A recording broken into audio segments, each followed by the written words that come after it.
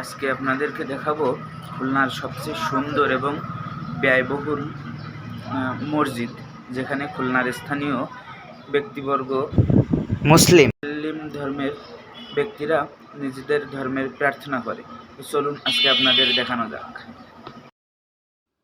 চলেন আপনাদেরকে যেতে যেতে দেখাই মসজিদে যাওয়ার পথ।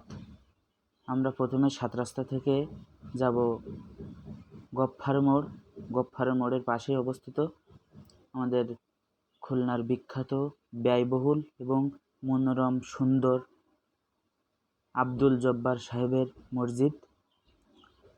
আমরা এখানে দেখতে পাচ্ছি রাস্তাটা একটু খারাপ, কিন্তু অপর পাশ দিয়ে গেলে রাস্তাটা মোটামুটি ভালোই আছে।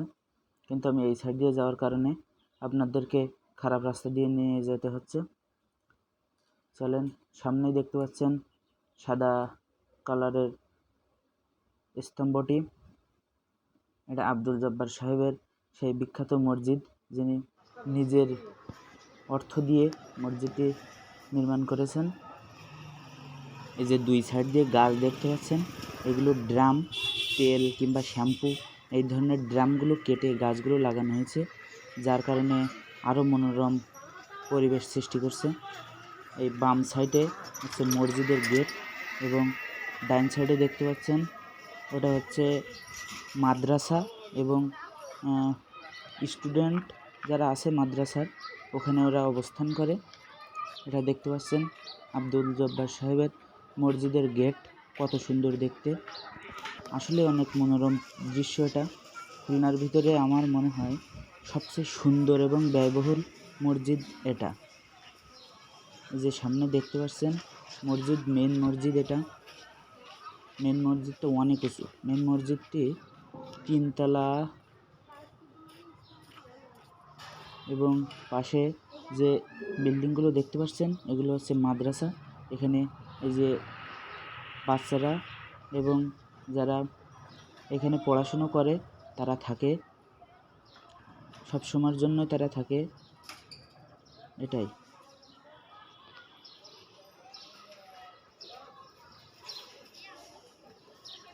সামনে অনেকগুলো মানুষ থাকার কারণে আমি আর ওই সাইডে যেতে পারিনি। চলেন আপনাদেরকে সামনে যেয়ে দেখাবো জব্বার সাহেবের আরও বিভিন্ন ধরনের প্রজেক্ট, কিংবা বলা যেতে পারে যে তার শখ যেগুলো ছিল সেগুলো আপনাদেরকে সামনে দেখানোর চেষ্টা করব। এবার আমরা যাচ্ছি যেখানে জব্বার সাহেবের পছন্দের কিছু প্রাণী, বা বলা যেতে পারে উনি যেগুলো পুষতে চেয়েছিলেন সেগুলোই যেখানে ছিল। আমি জানি না অবশ্য এখানে এখন আছে কি না, কিন্তু চলেন আপনাদেরকে দেখাই যে আছে কি না। এখানে বিভিন্ন ধরনের প্রাণী ছিল যেগুলো আমরা মাঝে মধ্যেই দেখতে আসতাম, কিন্তু দেখছি এখন এখানে পুরোটাই ফাঁকা। জানি না কেন, হয়তো অন্য কোথাও শিফট করছে। ওখানে বিভিন্ন ধরনের প্রাণী ছিল, যেমন উট, হাতি, বিভিন্ন জাতের গরু। এবার আপনাদেরকে দেখাচ্ছি তার আরেকটি ব্যয়বহুল শখ যেটা ছিল, সেটা হচ্ছে আপনাদেরকে এবার দেখাচ্ছি। আপনারা দেখেন, চিনতে পারেন কি? চিত্রা হরিণ। হরিণগুলো অনেক সুন্দর, এবং অনেকগুলো বাচ্চা দেশে যেগুলো ওই সাইডে বসে আছে।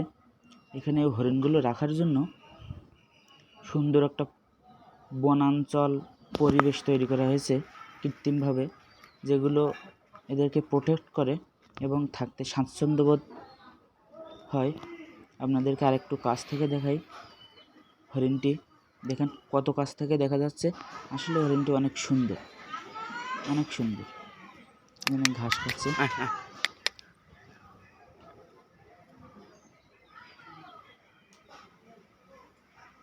এই বাঁশ গাছ লাগানো হয়েছে যেন বাঁশের ভিতর দিয়ে, বাঁশ গাছের তলে ছায়ায় ওরা দাঁড়াতে পারে।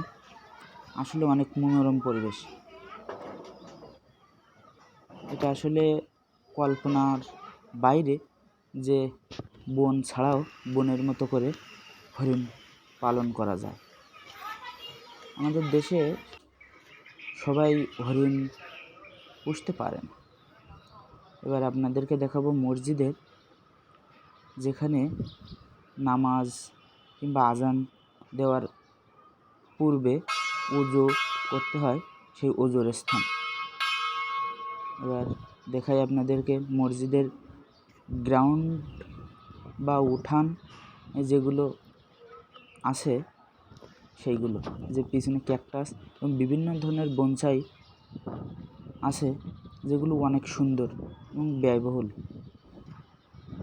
আমি মসজিদের ভিতরে যেতে পারিনি, কারণ এখানে কেউ এখানে ছিল না, সেজন্য আমি ভিতরে যেতে পারিনি। আমি একা একা গেলে তো হয় না, আর ওনারা সবাই প্রায় কাজে ব্যস্ত ছিল, সেই জন্য আমি যেতে পারিনি। বনসাইগুলো আসলে অনেক মনোমুগ্ধকর, অনেক সুন্দর। মসজিদের ভেতরে গেলে আপনার আসলেই ভালো লাগবে। আপনি সেই যে ধর্মেরই হন না কেন, আপনার ভালো লাগবে। আসলে পরিবেশটা অনেক সুন্দর এবং এর ভিতরে কেউ বাজে আড্ডা দেয় না, কোনো অশ্লীল পরিবেশ নেই।